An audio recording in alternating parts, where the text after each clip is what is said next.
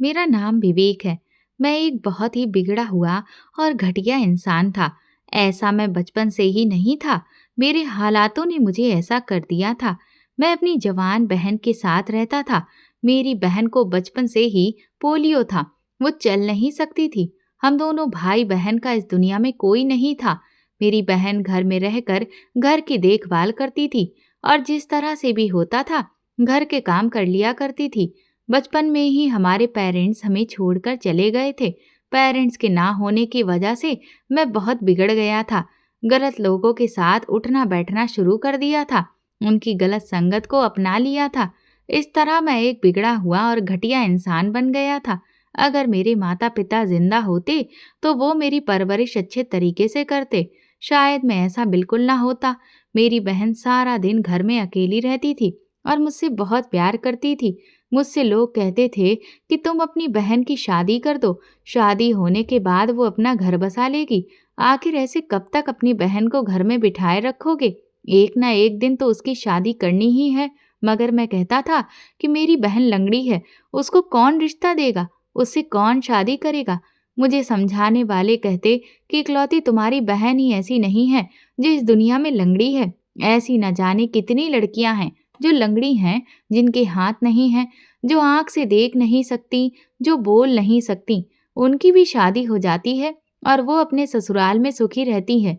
अगर तुम अपनी बहन की शादी ये सोचकर नहीं करोगे कि वो चल नहीं सकती, तो इस तरह उसकी जिंदगी बर्बाद हो जाएगी। उसकी शादी हो जाएगी, बच्चे होंगे, तो इस तरह उसका परिवार आगे बढ़ेगा और वो अपने ससुराल में अपने परिवार के साथ बिजी हो जाएगी। इस तरह वो सारी जिंदगी तुम्हारे काम नहीं कर सकती।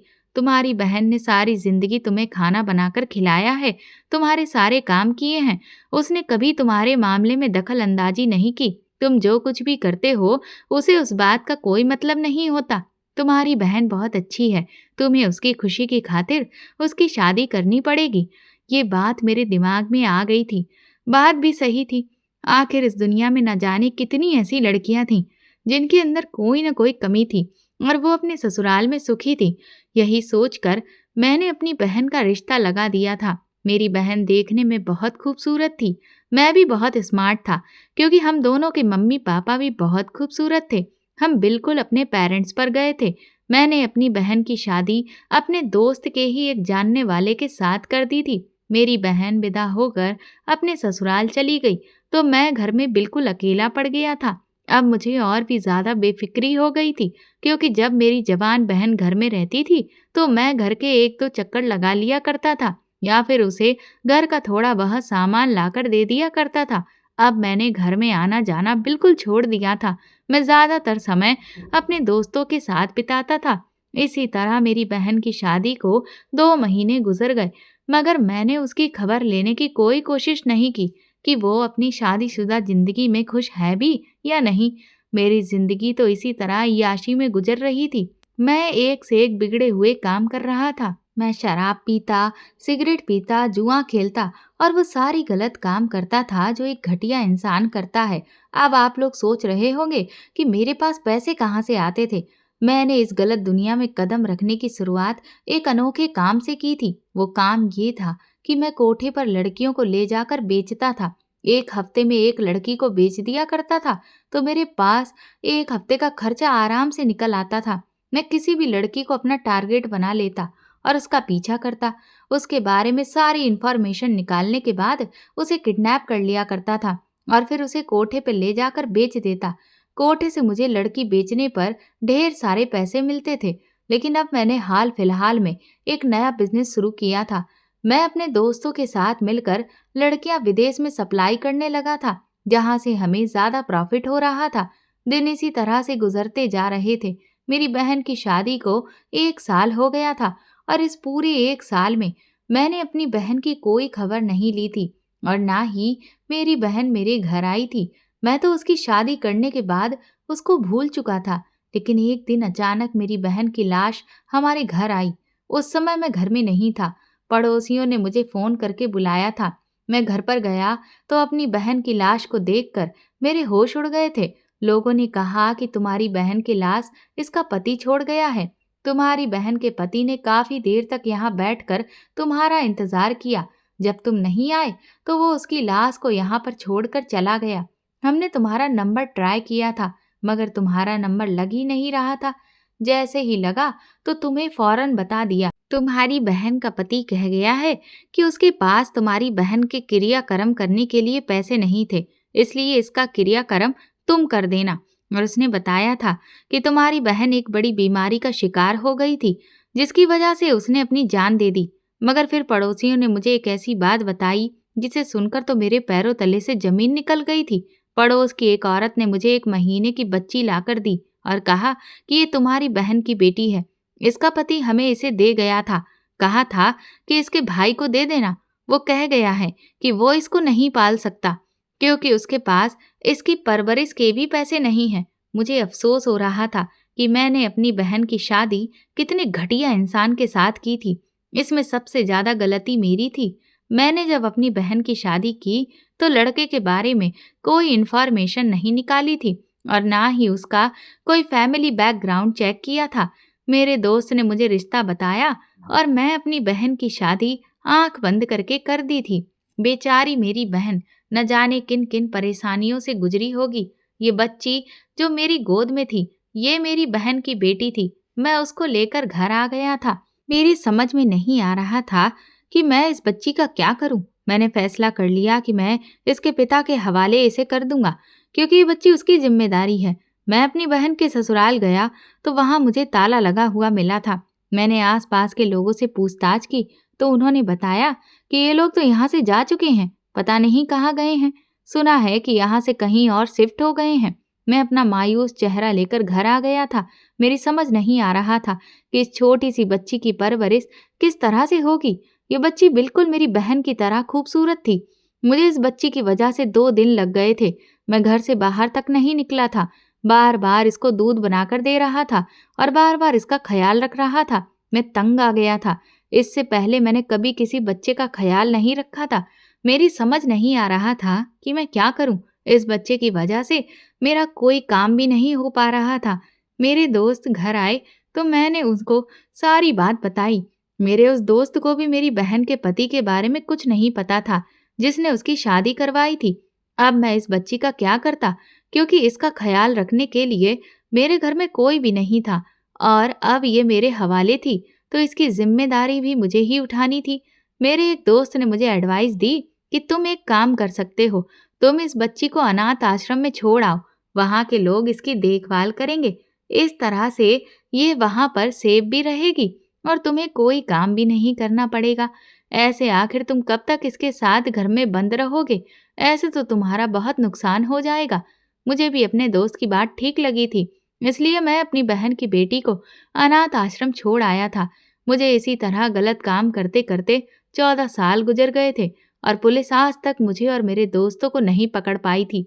अगर कभी हम पुलिस के हवाले लग भी गए थे तो पैसे देकर हम लोग बच जाते थे, क्योंकि इस दुनिया में पैसे की ऐसी वैल्यू है कि आप कितने ही गलत काम कर लो, पैसा भरने के बाद ना तो कुछ गलत रहता है और ना ही कुछ सही। फिर तो गलत सही हो जाता है और सही गलत हो जाता है। इस तरह मेरे आगे की जिंदगी गुजर रही थी। मैं खूब माला माल हो गया था और मेरा विदेश में लड़कियां सप्लाई करने का काम भी बहुत अच्छा चल रहा था। इन 14 सालों में मुझे अपनी भांजी की भी याद नहीं आई थी। जैसे मैं अपनी बहन को उसकी शादी करने के बाद भूल चुका था, इसी तरह से अपनी भांजी को भी अनाथ आश्रम भेजने के बाद मैं भूल गया था और मैंने कभी पलटकर उसकी खबर नहीं ली थी। फिर एक दिन मेरे दोस्त ने बताया कि विदेश की कुछ पार्टी को 10 लड़कियां चाहिए और 1 महीने के अंदर अंदर हमें कहीं न कहीं से 10 लड़कियों का अरेंजमेंट करके उन्हें देना था। इस तरह से हमें काफी प्रॉफिट होगा। हम सारे ही दोस्त बिगड़े हुए थे और सभी दोस्त एक से एक गलत काम करते थे। मैं सोच में पड़ गया था, क्योंकि पिछले दिनों मैं कुछ लड़कियां दूसरे शहर से किडनैप करके लाया था। वो लड़कियां कम उम्र की थीं। उनको जवान करने के लिए हम एक अजीब तरह का कैप्सूल खिलाया करते थे। वो कैप्सूल खाते ही लड़कियां 2 महीने बाद जवान होने लगती थीं। कम उम्र की लड़कियों को मैं कैप्सूल खिलाने के बाद मैं उन्हें इतना आदी कर दिया करता था कि वो मेरे इशारे पर नाचने लग जाती थी। ऐसी खूबसूरत और कहना मानने वाली लड़कियों को भी विदेश में सप्लाई कर दिया करता था और करोड़ों रुपए कमा लेता था। अब भी मेरे दोस्त ने मुझसे 10 लड़कियों की डिमांड की थी, जबकि मेरे पास मुश्किल से 8 लड़कियां थीं। मेरी समझ नहीं आ रहा था कि 2 लड़कियां कहाँ से किडनैप करूं, क्योंकि मैं शहर चेंज करता रहता था। कभी कहीं तो कभी कहीं रहता था। जिस शहर में इन दिनों मैं रह रहा था, वहां पर मैंने 8 लड़कियां किडनैप कर ली थीं। 8 लड़कियां किडनैप होने के बाद शहर में पूरी तरह से हड़कंप मचा हुआ था और पुलिस का पहरा भी बहुत सख्त था। फिर मैंने स्कूल से लड़कियों को पकड़ने का फैसला लिया, क्योंकि स्कूल का जो चौकीदार था वो मेरी जान पहचान वाला था। वो स्कूल के अंदर से कुछ पैसे लेकर लड़कियों को गायब करवा देता था और उनका रिकॉर्ड भी मिटा देता था। इसलिए कभी कभी वो मेरे काम आ जाता था। मुझे देखकर स्कूल का चौकीदार खुशी से खड़ा हो गया, क्योंकि मेरी सूरत में उसे फिर से लाखों रुपए नजर आ रहे थे। जब मुझे लड़कियों की कमी पड़ती थी तब मैं इस शहर में आ जाता था। अब तो इन दिनों मैं इसी शहर में रह रहा था, इसलिए यहाँ से लड़कियों को पकड़ना मेरे लिए आसान हो गया था। मैंने उस कम उम्र की खूबसूरत लड़कियों के बारे में उससे कहा तो वो कहने लगा, पिछले साल कुछ नई लड़कियों का एडमिशन हुआ है, मैं उनमें से कोई नई लड़की आपको दिलवा दूंगा। एक लड़की ने तो 1 हफ्ता पहले ही इस स्कूल में एडमिशन लिया है, बहुत ही खूबसूरत है, उसे देखकर आप खुश हो जाओगे। इस बात पर मैं बेफिक्र हो गया था। इन दिनों मैं लड़कियों को देखने या फिर उठाने का काम खुद नहीं कर रहा था, बल्कि मैंने उन्हें पकड़ने के लिए कुछ लड़के लगाए हुए थे, वही ये काम कर रहे थे। मैंने अपने साथी से लड़की लाने के लिए कहा और खुद वहां से आ गया था। मेरा साथी इस काम में माहिर था और वो लड़कियों की खूबसूरती और उनकी शरीर सेहत के बारे में अच्छी तरह से जांच पड़ताल करने के बाद ही उन्हें हमारे ठिकाने पर लाता था। उस दिन तो मैं बात करके दूसरे शहर चला गया था, वहीं जहां पर मेरा घर था, क्योंकि मेरे पास और भी काम थे। लोगों को दिखाने के लिए मैंने बिजनेस का काम शुरू किया हुआ था, ऑफिस बनाया हुआ था। 2-3 दिन बाद जब मैं लौटा तो मेरे दोस्त ने मुझे बताया कि 2 लड़कियां अड्डे पर आ गई हैं। वैसे भी हमें 2 लड़कियों की ही जरूरत थी। उन लड़कियों को भी वही कैप्सूल दिए जा रहे थे जो उनको सेहतमंद बनाकर रखती और उनकी खूबसूरती को और बढ़ाती। मैं बेफिक्र हो गया था। मेरे दोस्त ने बताया कि इस बार मैंने इन लड़कियों में एक बहुत ही खूबसूरत लड़की देखी है, तुम भी देखोगे तो खुश हो जाओगे। अब की बार सारी ही लड़कियां बहुत खूबसूरत हैं। इन लड़कियों को सप्लाई किया जाएगा तो हमें बहुत प्रॉफिट होगा। मेरे दोस्त ने इस लड़की के बारे में बड़े अजीब तरीके से कहा तो मैं चौंक गया था। पहले चौकीदार ने भी यही बात की थी, अब मेरा दोस्त भी यही बात कह रहा था। मेरे दोस्त ने कहा, एक बार लड़की को देख लो, बाद में फिर तुम पछताओगे कि हीरा हाथ से निकल गया। वो जानता था कि मैं हर बार पकड़ने वाली लड़कियों को सप्लाई करने से पहले एक बार उनको खुद देखता था। अगर कोई लड़की मुझे बहुत ज्यादा अच्छी लग जाती तो मैं उसे खुद भी इस्तेमाल कर लेता था। वैसे तो मुझे कुंवारी लड़कियों के ज्यादा पैसे मिलते थे, मगर इस्तेमाल की हुई लड़की की भी अच्छे खासे पैसे दिए जाते थे। मैं खूबसूरती का दीवाना था। मैंने अपनी जिंदगी में किसी लड़की से मोहब्बत नहीं की थी, क्योंकि आजकल मोहब्बत में भी सिर्फ लड़कियों का इस्तेमाल होना ही रह गया है और ये काम तो मैं बिना मोहब्बत के भी कर रहा था, इसलिए मुझे मोहब्बत करने की जरूरत नहीं थी। उस समय मैं अपने दोस्त की बात सुनकर सोच में पड़ गया था। फिर मैंने उससे कहा, चलो ठीक है, मैं उस लड़की को जरूर देखना चाहूंगा जिसके बारे में सब बार बार तारीफ कर रहे हैं। वो खुश हो गया। जब मैं उसके साथ अपने खुफिया अड्डे पर पहुंचा तो उसकी दिखाई गई लड़की को देखकर मैं सच में हैरान रह गया था। ये लड़की वही थी जो चौकीदार ने हमें स्कूल से पकड़वा के दी थी, मगर मेरे हैरान होने की वजह इसकी खूबसूरती से कुछ अलग भी थी। वो खूबसूरत लड़की जो मुश्किल से 14 साल की थी, उसे देखकर मुझे अपनी बहन की याद आ गई थी। उसकी शक्ल बिल्कुल मेरी बहन के जैसी थी, मेरी वही बहन जो 14 साल पहले मर चुकी थी। मैंने सुना था कि हर इंसान की 7 शक्लें इस दुनिया में मौजूद हैं। मुझे लगा कि मेरी बहन की जैसी दूसरी शक्ल इस वक्त मेरे सामने थी। वो बच्ची डरी सहमी हुई सी मुझे देख रही थी। मैंने आगे बढ़कर उस 14 साल की कम उम्र लड़की का बाजू दबोच लिया और उसे अपने साथ बाहर ले आया। वो डरी हुई सी मुझे देख रही थी, मगर उसने कोई शोर नहीं किया था। मेरा दोस्त कहने लगा, मैंने तुमसे पहले ही कहा था कि तुम उसे देखते ही दीवाने हो जाओगे। ये बहुत खूबसूरत लड़की है ना जाने जवान होकर क्या गजब ढाएगी। मेरा दोस्त मुझे देखकर ऐसे गर्व से बोल रहा था जैसे उसमें इसी का कमाल हो। मैंने सर उठाकर उससे कहा कि दोबारा इस लड़की की तरफ मत देखना। मैं इस लड़की को अपने साथ घर ले जा रहा हूँ। ये आज से मेरे साथ रहेगी और इसे मेरे अलावा कोई हाथ नहीं लगाएगा। मेरे शब्दों पर मेरा दोस्त हैरानी से मुंह खोलकर मुझे देखता रह गया था। खूबसूरत लड़कियों पर मैं हक जरूर जताता था, मगर मैंने कभी ऐसी बात नहीं की थी। मैं खुद इस्तेमाल करने के बाद वो लड़की मैं अपने दोस्तों को सौंप देता था, मगर उस समय मेरे सीरियस चेहरे को देखते हुए मेरा दोस्त खामोश हो गया। मैं उस लड़की को अपने घर ले गया। वो सारे समय खामोश और डरी सहमी सी मेरे साथ रही। वो मुझे हैरानी से देख रही थी। उसने चीखने चिल्लाने की भी कोशिश नहीं की थी।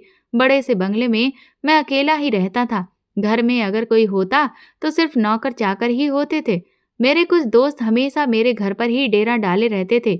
मैं उस लड़की को घर ले आया तो घर के सारे नौकर भी हैरान रह गए थे, क्योंकि मेरे घर के नौकर मेरी हरकतों के बारे में अच्छी तरह से जानते थे, मगर किसी की भी इतनी हिम्मत नहीं थी कि मेरे खिलाफ कोई बात कर सके। मैं घर के नौकरों को बता दिया था कि अच्छा सा खाना तैयार करो, मेरे मेहमान के लिए अच्छा सा खाना बनाया जाए। मैं इस लड़की को चमकती हुई आंखों से देख रहा था। मैंने घर में सारे नौकरों को बता दिया था कि ये लड़की अब हमारे ही घर में मेरे साथ रहेगी। मैंने सोच लिया था कि इस लड़की के जवान होने तक मैं इसको अपने साथ ही रखूंगा। तब तक मुझे इसके जवान होने का इंतजार करना होगा। मैंने घर के नौकरों से कहा, मेरी गैर मौजूदगी में तुम्हें इस लड़की का ख्याल रखना है। न जाने क्यों इस लड़की को देखकर मुझे बार बार अपनी बहन की याद आ रही थी। इसलिए मैंने फैसला किया था कि मैं इसकी परवरिश अपने घर में करूंगा।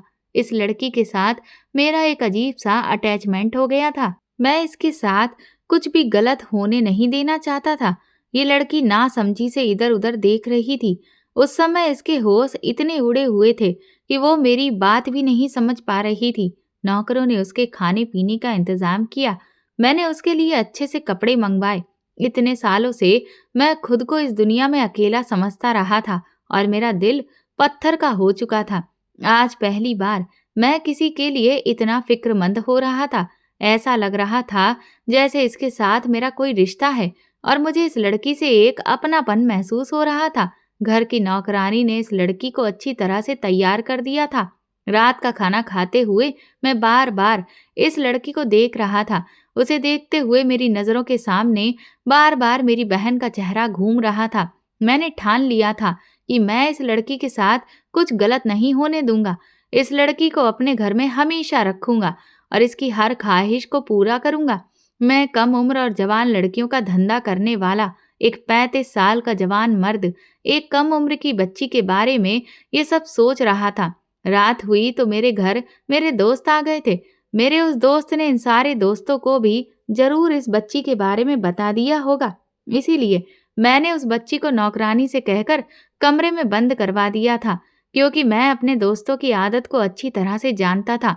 वो भी मेरी तरह ही बिगड़े हुए थे, क्योंकि मेरी इस्तेमाल की हुई लड़कियां उन्हें फ्री में मिला करती थी। वो कहने लगे, यहाँ हम वही हीरा देखने आए हैं जिसकी खूबसूरती के तुम पागल हो गए हो और उसे अपने घर ले आए हो। ऐसा पहली बार हुआ है तुम किसी लड़की को अपने घर लेकर आए हो, वरना हर लड़की तुम्हारे अड्डे से निकलकर सीधा एयरपोर्ट जाती आई है। मैंने गुस्सा होते हुए उन दोस्तों को देखा। हालांकि वो हर लड़की के बारे में इसी तरह की बातें किया करते थे। मैंने आज से पहले तो कभी बुरा नहीं माना था, मगर इस लड़की के लिए न जाने क्यों मुझे अपने दोस्तों की बातें बहुत बुरी लग रही थी और गलत लग रही थी। मन कर रहा था कि मैं अपने दोस्तों का इन बातों पर मुंह तोड़ के रख दूं। उन्हें आइडिया नहीं था कि मैं एक जवान लड़की के बजाय बच्ची को घर लाया था। वो लड़की नहीं बच्ची थी और वो बिकाऊ नहीं थी। मैंने अपने दोस्तों से कह दिया था कि तुम लोगों में से किसी को भी उसकी तरफ नजर उठाकर देखने की कोई जरूरत नहीं है और अपना ये शौक लेकर तुम सब लोग यहाँ से चले जाओ। मैंने सीरियस होकर कहा तो मेरे दोस्त हैरान होकर मुझे देखने लगे, क्योंकि आज से पहले मैंने कभी भी कोई ऐसी बात अपने दोस्तों से नहीं कही थी। मेरा एक दोस्त हंसकर कहने लगा, लगता है वो बच्ची ज्यादा ही खूबसूरत है। उसे देखने के बाद तो तुम इतनी पुरानी दोस्ती भी भूल गए हो। मैंने हैरान होते हुए अपने दोस्त को देखा और कहा कि मैं लड़कियों पर अपना पैसा खर्च करता हूँ, अपना समय बर्बाद करता हूँ। अगर मैं कभी फ्री में तुम सबको मजे लेने देता हूँ तो इसका मतलब ये नहीं कि तुम हर लड़की पर अपना हक जताने बैठ जाओ। मेरे शब्दों ने मेरे दोस्तों को हैरान कर दिया था। मैंने कहा, अगर आज के बाद भी कोई लड़की खूबसूरत हुई और मैंने उसे इस्तेमाल किया तो मैं जरूर तुम लोगों को मजे लेने दूंगा, मगर इस बच्ची के बारे में कभी सोचना भी मत। उसे जवान होने तक मैं अपने पास रखूंगा, वो सिर्फ मेरी रहेगी। मेरे दो टूक शब्दों पर मेरे दोस्तों ने सिर हिला दिया। कहने लगे, अच्छा ठीक है, नाराज मत हो। अगर तुम ऐसा ही चाहते हो तो हम ऐसा ही करेंगे। हमारे लिए तुम ज्यादा जरूरी हो। अच्छा, अपना मूड खराब मत करो। मेरे दोस्त मुझे मनाने लगे थे, मुझसे रिक्वेस्ट करने लगे। मैं भी थोड़ी देर में सब कुछ भूल गया था, मगर हमारे घर की नौकरानी थोड़ी देर बाद उस बच्ची को लेकर मेरे पास आ गई। कहने लगी, मालिक, मैं इस बच्ची के सोने का इंतजाम कहाँ करूं? मैंने अभी तक इसके लिए कोई कमरा सेट नहीं किया, क्योंकि आपने मुझे अभी इस बारे में बताया नहीं था। नौकरानी मुझसे सवाल कर रही थी, जबकि मैंने जल्दी से पहलू बदला, क्योंकि वो बच्ची को मेरे दोस्तों के सामने ले आई थी। मेरे दोस्त घूर घूर कर उस बच्ची को देख रहे थे। उसका खूबसूरत रंग उस समय दमक रहा था। हवस के दरिंदों को कभी भी उम्र से फर्क नहीं पड़ता। मेरे अय्यास दोस्त भी उस बच्ची से अपनी नजर नहीं हटा पा रहे थे। मैंने अपने दोस्तों से कहा, तुम लोगों को वापस जाना है तो चले जाओ, मैं भी किसी काम से जा रहा हूँ। मैंने अपने दोस्तों को टालने के लिए ऐसा कहा था, लेकिन मेरे दोस्त जमकर बैठ गए। कहने लगे, आज रात हम तुम्हारे साथ ही यहीं रुकने वाले हैं। मेरे दोस्त अचानक अपना इरादा बदल चुके थे। मैं ठिठक कर रह गया था। मुझे ये समझने में ज्यादा देर नहीं लगी कि इस बच्ची को देखने के बाद उनकी नीयत में बदलाव आ चुका था। मैंने अपने दोस्तों से कहा, तुम यहाँ पर क्यों रुकना चाहते हो, जबकि मैं तो यहाँ पर नहीं रहूंगा। शायद मैं सारी रात काम के सिलसिले में बाहर रहूं। मैंने अपनी भौंगे चढ़ाकर अपने दोस्तों को देखा तो वो हंस पड़े। ऐसा पहली बार तो नहीं हो रहा। तुम इस घर में हो या ना हो, हम पहले भी यहाँ पर अक्सर रात गुजारते हैं। तुम्हें अब क्या प्रॉब्लम होने लगी है? एक दोस्त ने हंसते हुए बच्ची को देखा और बोला, शायद इस बच्ची के आ जाने के बाद तुम हमें अपने दोस्तों पर भरोसा नहीं रहा है। दूसरा दोस्त कहने लगा, तुम कहना क्या चाहते हो कि जब तक ये यहाँ रहेगी तब तक हमारा यहाँ आना मना है? अपने दोस्तों की बातों पर मैंने कहा, ये बच्ची अब सारी जिंदगी यहाँ रहेगी, इसलिए तुम ऐसा ही समझ लो, क्योंकि अब ये घर खाली नहीं है और मैं तुम लोगों को अब यहाँ रहने की परमिशन नहीं दूंगा। अपने दोस्तों को साफ शब्दों में कहते हुए मैंने नौकरानी को देखा और कहा कि इस बच्ची को मेरे कमरे में ले आओ, वो मेरे कमरे में ही रहेगी, मैं इसे अपने पास सुलाऊंगा। मैंने इस समय फैसला किया था, क्योंकि मैं जानता था मैं जितना भी अपने दोस्तों को वहां से भेजने की कोशिश करूंगा, इस हिसाब से तो वो आज की रात मेरे घर से हिलने वाले नहीं थे।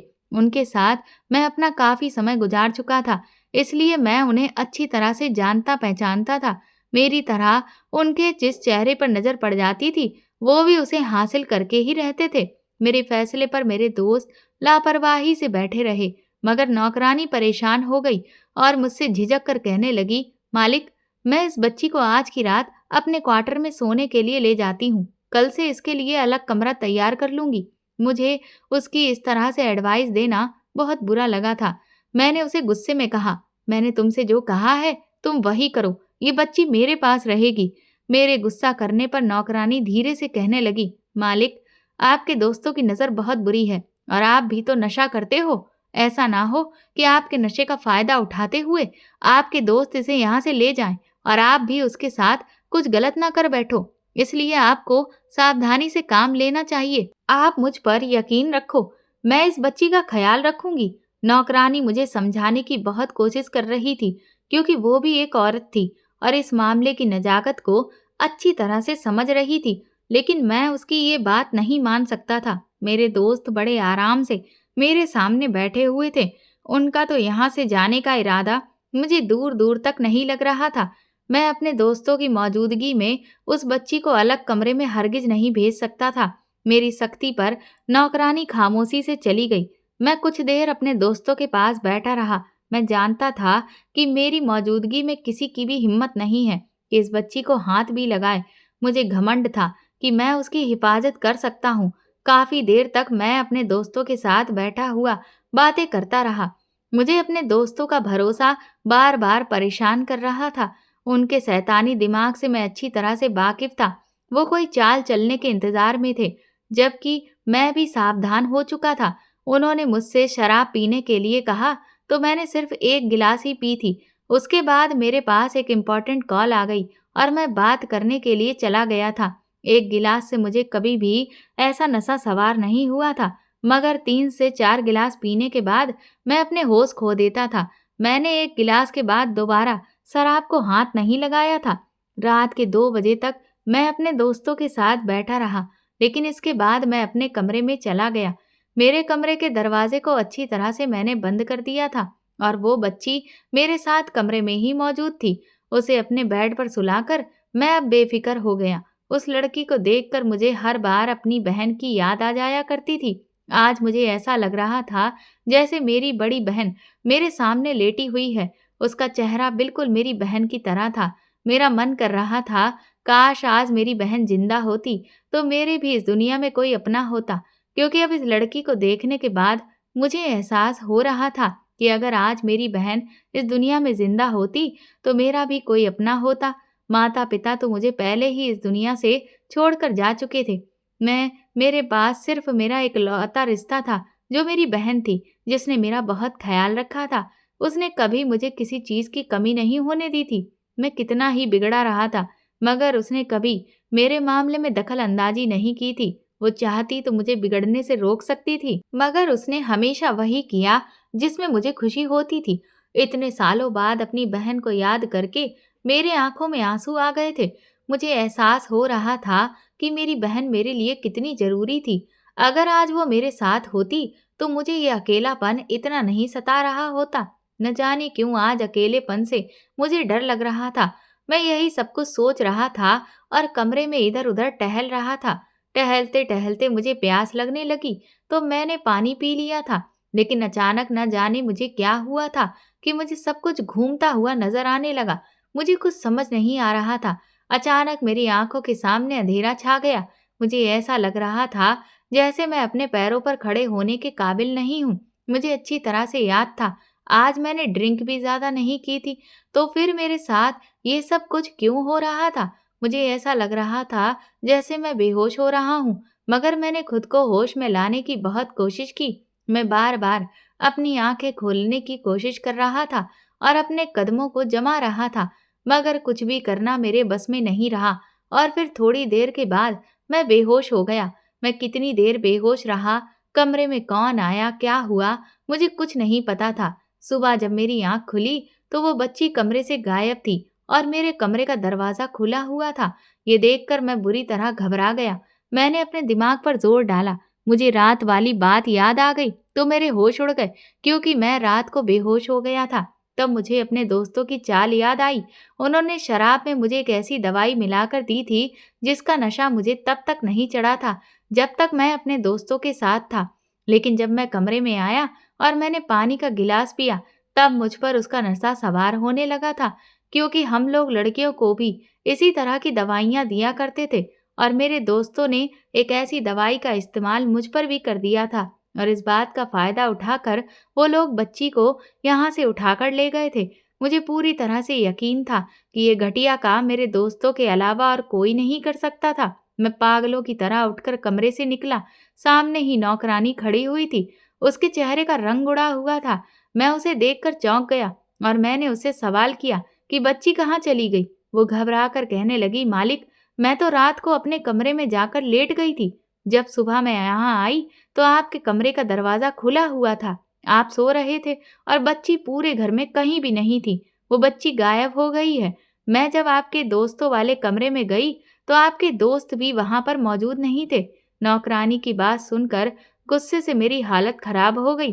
हालांकि मेरे दोस्तों ने कुछ अनोखा नहीं किया था, उन्हें इस हद तक मैं भी लेकर आया था। हर बार जब मैं मासूम लड़कियों की इज्जत तार तार करता था तो मैं उन्हें खुद इस्तेमाल करने के बाद किसी खिलौने की तरह अपने दोस्तों के आगे फेंक दिया करता था।